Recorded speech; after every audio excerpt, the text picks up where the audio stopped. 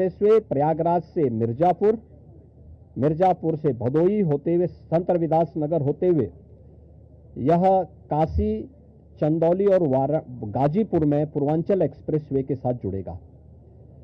इसके अलावा वाराणसी और चंदौली से यही एक्सप्रेसवे सोनभद्र को जोड़ते हुए नेशनल हाईवे के साथ जुड़ेगा। तो यह इंफ्रास्ट्रक्चर की दृष्टि से, जैसे प्रयागराज में प्रयागराज चित्रकूट डेवलपमेंट रीजन यहां पे हम लोग तैयार करने जा रहे हैं, वैसे ही वाराणसी में भी वाराणसी बिंद एक डेवलपमेंट रीजन वहां पे भी डेवलप करने की कार्रवाई पर नीति आयोग के साथ मिलकर के इस कार्यक्रम को तेजी के साथ आगे बढ़ाया जा रहा है। तो ये डेवलपमेंट के वे रीजन होंगे जो वास्तव में यहां की न केवल पर्यटन की दृष्टि से बल्कि आर्थिक उन्नयन में और यहां पे रोजगार सृजन में बड़ी भूमिका का निर्वहन करेंगे। उस प्रकार का इंफ्रास्ट्रक्चर की दृष्टि से एक्सप्रेसवे एक, तो ये एक्सटेंशन हम लोग इसको करने जा रहे हैं जो प्रयागराज, बिंद और काशी एक्सप्रेसवे के रूप में इसे हम लोग जानेंगे। दूसरा है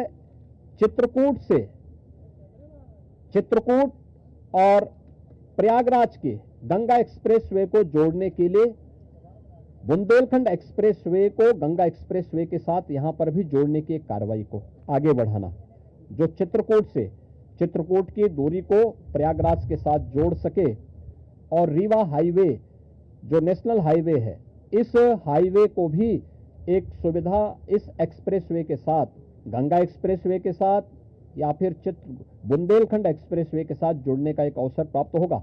तो ये दो महत्वपूर्ण के साथ साथ प्रयागराज की अपनी आंतरिक चैलेंजेज हैं, ट्रैफिक के चैलेंजेज हैं, और इसमें हम लोगों ने अभी से यहाँ पर पहले आदरणीय प्रधानमंत्री जी की प्रेरणा से भारत सरकार के राष्ट्रीय राजमार्ग विभाग ने लखनऊ रायबरेली होते हुए प्रयागराज की दूरी को बहुत आसान किया है, जिसमें गंगा नदी पे एक 6 लेन का ब्रिज भी बन रहा है। इस समय हमने उसकी एक व्यवस्था स्टील ब्रिज दिया है इस पूरे महाकुंभ के दौरान, जो प्रॉपर रूप से कार्य कर रहा है, लेकिन वह नया ब्रिज भी समय रहते हुए कंप्लीट हो जाएगा।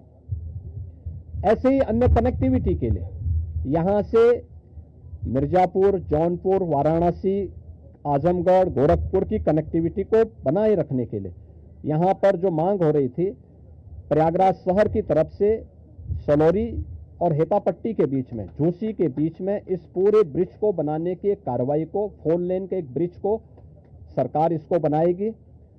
दूसरा, रीवा की तरफ से और जो आपके अरेल की ओर से जो यहां पे प्रेशर है यमुना जी के ब्रिज पे, सिग्नेचर ब्रिज आज से 20 साल पहले बनकर के तैयार हुआ था।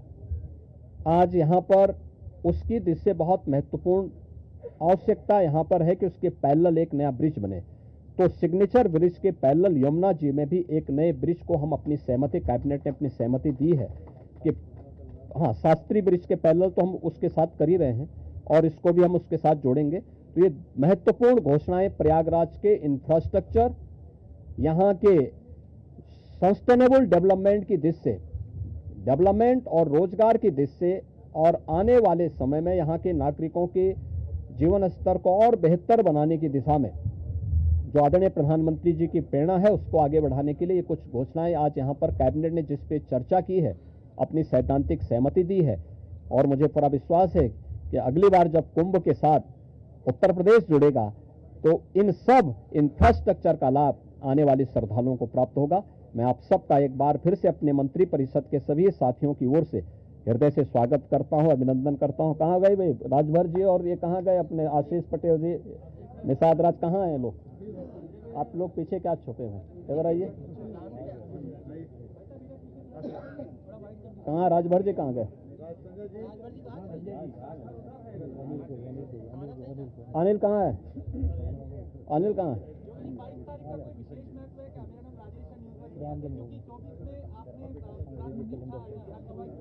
हाँ, तो इसीलिए तो यहाँ पे ये प्रभु की ही कृपा है। प्रभु आज ही के दिन 500 वर्षों के बाद अयोध्या में विराजमान हुए थे और आज पहली बार उत्तर प्रदेश का पूरा मंत्री परिषद आज यहां पर आया है।